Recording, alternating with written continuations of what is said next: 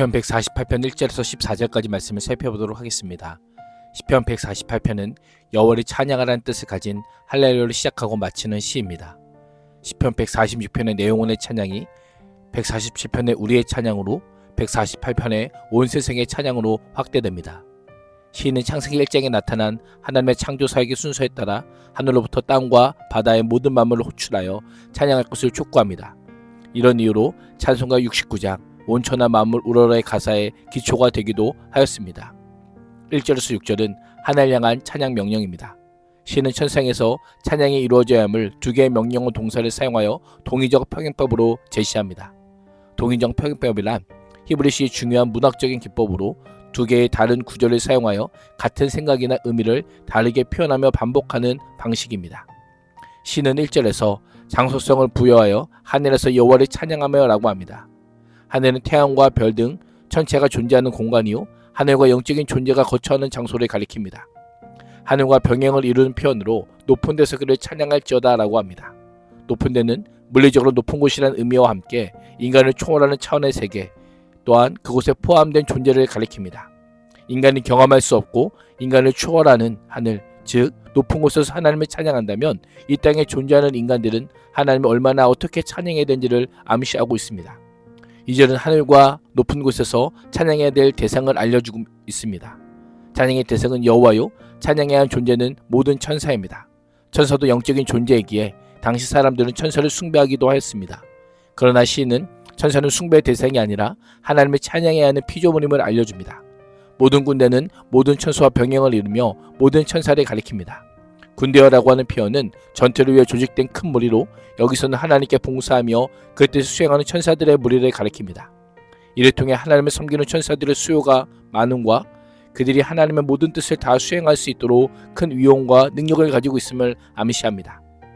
3절과 4절은 천체들과 하늘의 기상과 관련된 존재들을 호출하며 찬양을 촉구합니다.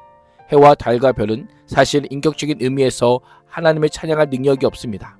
그러나 해와 달과 별은 하나님께 지음받은 존재로서 하나님의 뜻에 따라 아름답고 조화롭게 운행하므로 하나님의 영광과 위엄을 선포함으로 찬양합니다. 해와 달과 별 역시 고대 세계에서 숭배의 대상이었습니다. 인간과 달리 소멸하지 않는 것으로 여길 뿐 아니라 식물과 농사에 결정적인 영향을 미치고 절기와 시를 알려주기에 사람들은 경외심을 가졌습니다. 시인은 이러한 해와 달과 별을 향해 하나님께 경배할 것을 촉구하므로 모든 것이 하나님의 손에 의해 지음받았음을 암묵적으로 드러내며 세상 모든 만물이 오직 하나님께만 찬양해야 함을 노래하고 있습니다. 4절에 하늘의 하늘도라고 한 표현은 가장 높은 하늘이라는 의미의 최상급의 표현으로 당시 사람들에게는 영적인 존재가 머무는 신성한 공간이나 해와 달과 별이 존재하는 공간으로 생각되었습니다. 시인은 이러한 하늘의 하늘도 여호와를 찬양하도록 권고하므로 하나님의 위대하심을 선포합니다. 천군 천사와 가장 높은 하늘과 하늘에 속한 해와 달과 별과 구름까지도 여호와 이름을 찬양해야 될 이유가 무엇입니까? 5절은 그가 명령하셨고 그것들은 창조되었기 때문입니다. 시인은 찬양의 대상을 여호와가 아니라 여호와 이름을 제시하며 하나님에 대한 찬양이 맹목적인 것이 아니라 하나님의 속성과 하나님의 행하심임을 알려주고 있습니다. 6절은 조금 더 구체적으로 여호와의 권능의 능력으로 천상의 세계를 유지시켜 나가기시기에 찬양할 것을 강조합니다. 여호와는 창조주요 그 피조물이 유지되도록 지속적으로 영원히 섭리하시는 분이십니다. 철저하고도 완벽하게 한치의 오차도 없이 신묘막측하게 하나님의 뜻과 계획에 따라 운행되고 움직여지고 있음을 알려주고 있습니다. 시인은 찬양은 오늘에 사는 우리의 눈이 어디에 있어야 함을 알려줍니다. 하나님의 주권과 위엄은 우리가 밟고 서 있는 이 땅은 물론 하늘과 하늘의 위를 넘어 온 창조 세계에 선포되고 있습니다. 반복되는 일상 속에서 하나님의 질서와 섭리를 찬양하고 그 하나님을 노래하는 복된 하루가 되기를 축복합니다. 7절에서 10절은 바다와 땅을 향한 찬양 명령입니다. 시인은 고대인들에게 혼돈의 세력이요 큰 두려움의 대상이라 여겨졌던 용들과 바다도 땅에서 여호와를 찬양할 것을 명령합니다. 이를 통해 하늘과 땅에 속한 모든 것이 서로 입맞춤을 하듯 여호와를 찬양하라는 부름을 받습니다. 8절에서는 인간의 능력을 제어할 수 없는 자연현상인 불과 우박과 눈과 안개, 광풍을 언급합니다.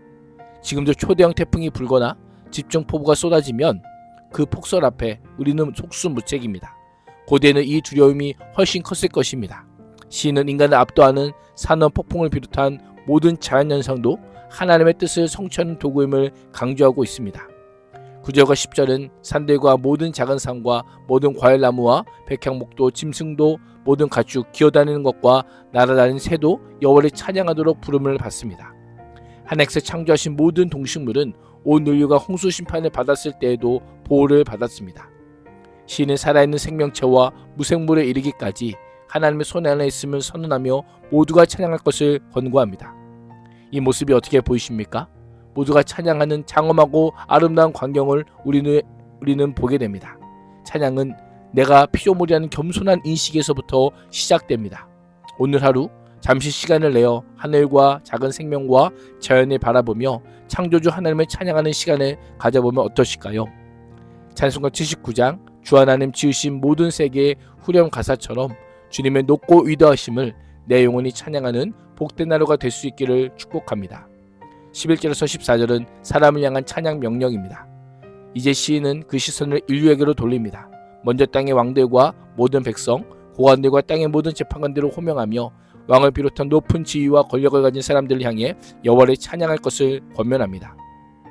12절은 모든 사람의 찬양해야 함을 강조하기 위해 시인은 혈기왕성한 청년들과 노인들과 아이들 모두 여호와 이름을 찬양하라 라고 합니다.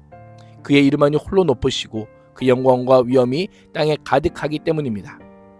홀로란 분리, 구별이라고 한 의미로 여호와께서 찬양받으셔야 하는 이유는 다른 존재들과는 발견될 수 없는 여호와께 유일한 것임을 알려주고 있습니다.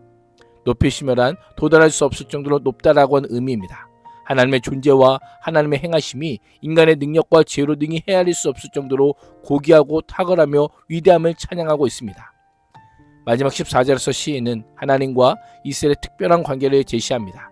하나님께서는 모든 민족 중 이스라엘을 자기 백성으로 선택하셨고 그들과 언약을 맺으시며 실패하지 않는 사랑, 언약에 기반한 인애로 책임을 다하셨습니다. 이스라엘의 공로나 특별한 장점이 있어서가 아니라 전적인 하나님의 자비와 긍휼 때문입니다. 그래서 시인은 백성의 영광을 위해 뿔을 높이셨으니 그를 가까이 하는 자들과 함께 찬양하는 것이 마땅하다라고 선포합니다. 시편 148편은 어디서든 누구든 혼돈까지도 하나님을 찬양할 것을 명령합니다. 오늘 하루도 온 마음과 정성을 다해 삶의 자리에서 하나님을 찬양하는 삶을 살 수 있기를 주님의 이름으로 축복합니다. 기도하겠습니다. 하나님, 때와 장소를 막론하고 찬양받게 합당하신 여호와 하나님을 찬양하는 삶을 살게 하여 주옵소서. 예수님의 이름으로 기도합니다. 아멘.